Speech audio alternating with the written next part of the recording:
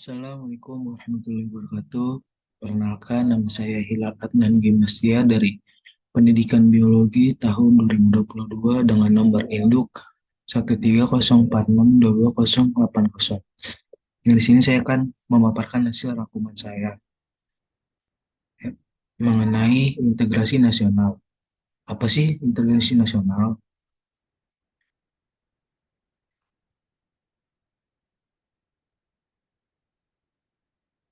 Nah, pengertian integrasi nasional ialah merupakan proses penyatuan berbagai perbedaan-perbedaan yang ada pada masyarakat sehingga menjadi selaras dalam sebuah bangsa. Nah, perbedaan tersebut meliputi suku, budaya, bahasa, ras, agama, dan faktor kebangsaan lain. Integrasi nasional sendiri menjadi hal yang penting bagi negara heterogen seperti Indonesia. Nah, integrasi nasional nih menurut para ahli. Yang pertama, menurut Safroddin Bahar, ialah upaya yang menyatukan seluruh unsur suatu bangsa dengan pemerintahan dan wilayahnya. Yang kedua, menurut Sulianto Usman, ialah suatu proses saat kelompok-kelompok tertentu dalam masyarakat saling menjaga keseimbangan untuk mewujudkan kedekatan hubungan antar kelompok. Yang ketiga, menurut Nazaruddin Samsudin, ialah proses penyatuan suatu bangsa yang mencakup semua aspek kehidupan yaitu sosial, budaya, politik, dan ekonomi. Yang keempat ialah menurut Howard Huygens menjelaskan penyatuan bangsa-bangsa yang berbeda dari suatu masyarakat menjadi satu keseluruhan yang lebih utuh. Nah, syarat terbentuknya integrasi nasional adalah yang pertama, persamaan hak bagi setiap warga negara. Yang kedua, dukungan partisipasi masyarakat dalam proses penyelenggaraan negara. Yang ketiga, sikap keterbukaan yang dapat menumbuhkan saling pengertian, menghormati, dan kerjasama. Yang keempat, jaminan keadilan bagi setiap warga negara. Nah, konsep integrasi nasional. Nah, konsep ini secara vertikal mencakup bagaimana mempersatukan rakyat dengan pemerintahan yang hubungannya terintegrasi secara vertikal. Yang kedua ialah konsep integrasi nasional secara horizontal, mencakup bagaimana menyatukan rakyat Indonesia yang tingkat kemajemukannya cukup tinggi, bagaimana membangun identitas kebangsaan yang sama meski masyarakat memiliki jati diri golongan, agama, etnis, dan lain-lain yang berbeda.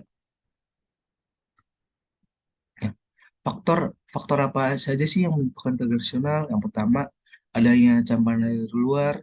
Kedua, kekuatan lembaga politik. Yang ketiga, gaya politik para pemimpin bangsa. Yang keempat, pembangunan ekonomi yang merata. Nah, faktor penghambat integrasi nasional ini terbagi menjadi lima. Yang pertama, masyarakat Indonesia yang beragam. Kedua, luas wilayah Indonesia. Yang ketiga, pemahaman etnosentrisme yang kuat. Yang keempat, pembangunan yang tidak merata. Yang kelima, erosi budaya adat dimulai. Nah, contoh eh, konflik integrasi nasional ini terjadi pada gerakan Aceh Merdeka. Nah, seperti yang kita ketahui, Indonesia merupakan bangsa yang sangat besar baik dari kebudayaan maupun wilayahnya. Hal ini membawa dampak positif bagi bangsa karena kita bisa memanfaatkan kekayaan alam Indonesia secara bijak atau mengelola budaya-budaya yang melimpah untuk kesejahteraan rakyat. Namun, selain menimbulkan sebuah keuntungan, hal ini juga akhirnya menimbulkan masalah yang baru. Contohnya dari masalah ini ialah gerakan Aceh Merdeka. Nah, penyebab permasalahan ini ialah perbedaan pendapat tentang hukum Islam, ketidakpuasan atas distribusi sumber daya alam Aceh, dan peningkatan jumlah orang Jawa di Aceh. Konflik tersebut mengakibatkan banyak kerugian jiwa, harta, dan lain-lain. Pemerintah berusaha lebih memakai cara negosiasi dan militer untuk menekan gerakan Aceh Merdeka agar tidak keluar dari Indonesia. Pemerintah Indonesia juga mendapat dukungan dari rakyat. Terpojoknya posisi IAM membuat mereka tidak mempunyai lagi strategi yang keluar yang menguntungkan Selain itu, menyetujui usulan negosiasi yang diberikan oleh pihak pemerintah.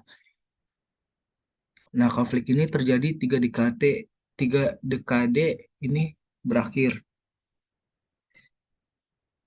menyerahkan tuntutan kemerdekaan mereka menjadi penerimaan atas otonomi khusus dalam bentuk self-government.